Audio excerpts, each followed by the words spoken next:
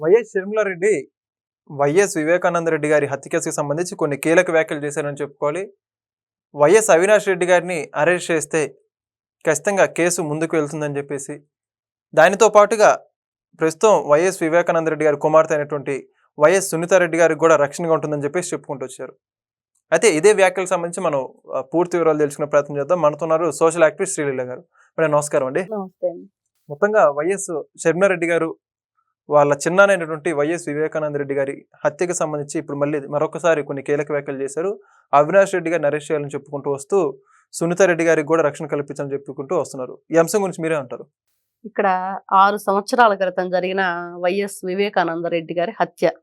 కానీ ఆ హత్య గురించి ఇంకా ఈ రోజుకి కూడా ఎందుకు, ఎవరు దానికి చేసింది ఎవరు, చేయించింది ఎవరు అనేది కూడా తెలియని పరిస్థితిలో ఉండటమే కాకుండా సాక్షులుగా ఉన్న వాళ్ళు కూడా 6గురు అనుమానాస్పదంగా చనిపోయారు. అసలు ఎందుకు చనిపోయారు అనేది ఈ రోజున ఒక నెల రోజుల క్రితం సిట్ కూడా వేశారు ఆ కేసు మీద. మరి సిట్ విచారణలో అక్కడ ఉన్న అన్నమయ్య జిల్లా, కడప జిల్లా, అలాగే అనంతపురం జిల్లా ఎస్పీలు కూడా దీంట్లో భాగంగా ఉన్నారు. వాళ్ళందరూ కూడా కొంతమంది అయితే కొన్ని మరణాలు, ఒక ఇద్దరు గంగిరెడ్డి ఇంకెవరు ఉన్నారు, వాళ్ళకి సంబంధించిన కొన్ని మరణాలు వీళ్ళు చాలా సీక్రెట్ గా కూడా కూపీలాగే ప్రయత్నం చేస్తున్నారు. అలాగే మొన్న రీసెంట్ గా చనిపోయిన ఎవరైతే వాచ్మెన్ ఉన్నాడో రంగయ్య, అతను కూడా బయట నుంచి తీసుకొచ్చిన టిఫిన్ చేశాక అస్వస్థకు గురయ్యాడని ఆయన భార్య చెప్తుంటే అసలు ఏ హోటల్ నుంచి తీసుకొచ్చారు ఏంటనేది దాని మీద కూడా విచారణ జరుగుతుంది. ఇవన్నీ ఒక ఎత్తు అయితే, నిన్న మీరు అంటున్నట్లుగా షర్మిల గారు ఏ విధంగా ఎందుకు మాట్లాడారు ఆ విధంగానంటే, ఎవరు ఆ రోజున ఎవరు అవినాష్ రెడ్డి వాళ్ళ ఇంటి గూగుల్ టేక్అవుట్ అంతా వాళ్ళ ఇంటి దగ్గర వీళ్ళందరూ ఉండి మాట్లాడినట్లుగా వీళ్ళందరూ సెల్ ఫోన్ టవర్స్ కూడా అక్కడ చూపించాయి. మరి వీళ్ళందరూ ఒక చోట ఎందుకు సమావేశమయ్యారు, అది అవినాష్ రెడ్డి వాళ్ళ ఇంట్లోనే. ఏం జరిగింది, వీళ్ళంతా ఆ రోజు ఏం ప్లాన్ చేశారు, మరి ఈ రోజున వీళ్ళంతా ఎందుకు చనిపోయారు, మరి ఈ రోజున అప్రూవర్ గా మారిన దస్తగిరి భార్య కూడా బెదిరించారు, వెళ్ళి నీ భర్తని ఒక నెల రోజుల్లో కరెక్ట్ గా ఉన్నాడా, ఉన్నట్లే, లేకపోతే అవినాష్ రెడ్డి గురించి కానీ జగన్మోహన్ రెడ్డి గారి గురించి కానీ వ్యతిరేకంగా ఇట్లాంటి పిచ్చి మాటలు మాట్లాడితే ఖచ్చితంగా ముక్కలు ముక్కలుగా నరికేస్తాము అని మరి అతన్ని భయపెట్టే ప్రయత్నం చేశారు. కొత్తగా ఈ రోజున సునీత ప్రాణానికి హాని ఉంది అని షర్మిల గారి మాటలు ఏవైతేనో నిజంగా అది ఆవిడకే కాదు, రాష్ట్ర ప్రజల్లో చాలా మందికి అనుమానం వచ్చింది. ఆవిడే అనేది లేకపోతే అసలు కేసే ఉండదు. ఎందుకంటే ఆవిడే నడిపిస్తుంది ఇదంతా కూడా, మా నాన్నగారిని ఎవరు చంపారు అనేది. కానీ కొత్తగా ఈ మధ్యన ఏదైతే కూటమి ప్రభుత్వం ఉందో కొత్తగా అఫిడవిట్ దాఖలు చేసింది. దాంట్లో కూడా కూలంకషంగా అసలు ఎవరు ఏ విధంగా ఎన్ని విధాలుగా మంచి మంచి పాయింట్లన్నీ ఉన్నాయి, దాని మీద కూడా సిట్ వేశారు. అందుకని ఈ రోజున ఇంకొంచెం వేగవంతం అయ్యింది.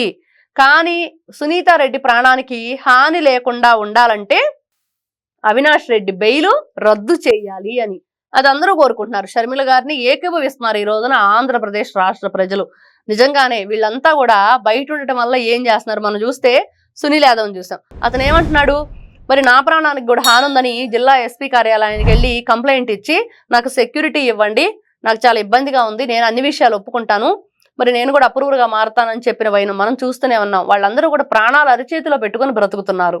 ఎందుకంటే చేసేటప్పుడు చేశారు అందరూ కలిసి, కానీ అది బయటికి రాదు. ఏ విధంగానైనా మనం అసలు సునీత గారు హైదరాబాద్ నుంచి వచ్చే టయానికి బరియలు చేయాలని వీళ్ళు ప్రయత్నించారు. కానీ ఆవిడ దారిలో ఉండగానే ఆవిడకి ఒకసారి చనిపోయాడని కొంచెం దూరం వాళ్ళు శంషాబాద్ ఎయిర్పోర్ట్ దగ్గరకు వెళ్ళగానే సునీత గారు హైదరాబాద్ లో ఇది చంపటం అంట, ఇది ఒక మర్డర్ గా జరిగింది అని చెప్పేసి వార్తలు వస్తున్నాయి. మరి ఇదంతా నాన్నగారి బాడీ కూడా ఇలా ఉందని చెప్పి ఆవిడకి ఎవరో ఫోన్ లో చెప్పారు. మరి ఆ తర్వాత ఆవిడ వెళ్ళిన తర్వాత అవన్నీ చూడటం, ఏం జరిగిందని చెప్పేసి ఇవన్నీ తెలియటం, ఎవరెవరు ఆ చీకటి బ్రతుకులన్నీ కూడా బయటపడ్డాయి. కానీ ఎవరు చేశారనే విషయం మాత్రం తెలియట్లేదు, చంపారనే విషయం మాత్రం ఇప్పటి వరకు తెలుస్తుంది. ఆ విషయం గురించి పూర్తిగా ఆవిడ పోరాడుతున్న మాత్రం సునీత. మరి ఆ వ్యక్తి లేకపోతే, అసలు పోరాడే వాళ్లే లేకపోతే అసలు దాని గురించి ఎవరు చేయించారన్న విషయం బయటికి రాదు, ఆ దొంగలు బయటికి రారు. కాబట్టి ఆ వ్యక్తిని లేకుండా చేసే ప్రయత్నం చేస్తున్నారంటే ఇది 100% కరెక్టే. నిజంగానే ఈ రోజున ప్రజలందరూ కోరుకోవటం కాకుండా వాళ్ళ కుటుంబ సభ్యులే ఎవరైతే షర్మిల గారు ఉన్నారో, సొంత పెదనాన్న కూతురే మరి సునీత గారికి, ఆవిడే స్వయాన ఇంకొక వైపు నుంచి తనకు అవినాష్ రెడ్డి కూడా కజినే, మరి తన బ్రదర్ గురించే ఇలా చెప్పిందంటే ఇది నిజమే కదా. మరి ఇలాంటి కుట్రకోణమే సొంత బాబాయినే చంపేసిన వాళ్లకు మరి బాబాయ్ కూతురిని చంపేయటం ఒక లెక్క అనుకుంటే కాదు, వీళ్ళు ఏ ఘాతకానికైనా పాల్పడతారు. ఏ విధంగానైనా సరే ఈ రోజున 6గురు సాక్షులు అనుమానాస్పదంగా చనిపోయారు. మరి చూసుకుంటే నిజంగా ఆవిడని కూడా చంపేస్తారంటే నిజంగా ఆవిడ సెక్యూరిటీ ఇవ్వాలి, అలానే కొంతమంది బెయిల్ కూడా రద్దు చేయాలి. కానీ ఇంకొకటి కూడా ఉంది ఇక్కడ, అసలు జగన్మోహన్ రెడ్డి గారే ఇదంతా కూడా ఆడిస్తున్నారు. మరి ఆయన కూడా దీంట్లో మెయిన్ పాత్రధారి సూత్రధారి అయి ఉంటారు. మరి ఆయన బెయిల్ కూడా రద్దు చేసి ఆయన కూడా అరెస్ట్ చేసి విచారణ చేస్తే ఖచ్చితంగా నిజానిజాలు బయటకు వస్తాయని ఈ రోజున ప్రజలందరూ నిజంగా ఇదే అభిప్రాయాన్ని వ్యక్తపరుస్తున్నారు. ఇప్పుడు భవిష్యత్తులో అవినాష్ రెడ్డి జైలుకి వెళ్ళే అవకాశం ఉందంటారా? ఖచ్చితంగా.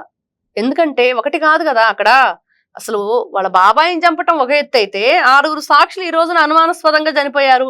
మరి వాళ్ళ గురించి కూడా సిట్ వేశారు, విచారణ జరుగుతుంది. మరి ఈ రోజున గూగుల్ టేక్అవుట్ లో అసలు అదొక్కటే కాదు, వీళ్ళు పోలీస్ స్టేషన్ లో కంప్లైంట్లు ఇచ్చిన దగ్గర నుంచి సిబిఐ వాళ్ళ మీదే వీళ్ళు కేసు వేయటం.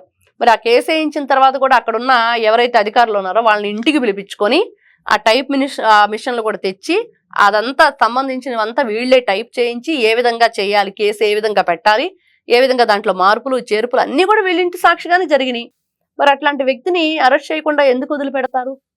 ఈ రోజున మనం చూస్తే కోడిని కొట్టేసిన వాడికేమో జైలు, కోట్లు కొట్టేసిన వాడికి బెయిల్ అన్నట్లుగా వీళ్ళు ఈ రోజున ఒక నిండు ప్రాణాన్ని బలితీశారు. అలానే దాంతో పాటు సాక్షులుగా ఉన్న వాళ్ళని చంపేశారు.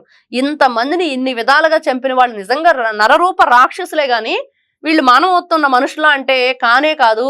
జగన్మోహన్ రెడ్డి గారు అసెంబ్లీ సాక్షిగా చెప్పారు, తన కన్నును తన వేలే పొడుచుకుంటుందా అధ్యక్ష అని. మరి ఈ రోజున ఎవరి కన్ను ఎవరిని పొడుచుకుంది, ఎవరి వేలు మరిది? మరి మీ బాబాయిని మీరే కదా చంపేశారు.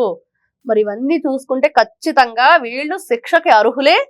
ఎవరైనా సరే తప్పు చేస్తే వదిలిపెట్టే ప్రసక్తే లేదని వీళ్ళు ఏ పోలీసులను అయితే బట్టలోడది సమాజం ముందు నిలబెడతానని చెప్పేసి వైఎస్ఆర్సీపీ పార్టీ వాళ్ళు మాట్లాడుతున్నారో ఎవరిని కూడా వదిలిపెట్టకుండా పోలీసులు నిజంగా దానికి స్పందించి మీరందరూ కూడా మమ్మల్ని బట్టలోడు తీసి నిలబెట్టం కాదు, మీరు చేసిన తప్పులన్నిటికి కూడా ఈరోజు శిక్ష అనుభవించి తీరాలి అనే విధంగా చర్యలు తీసుకోవాలని కోరుకుంటున్నారు. Thank you. నమస్తే. Please subscribe to Leo News for more videos.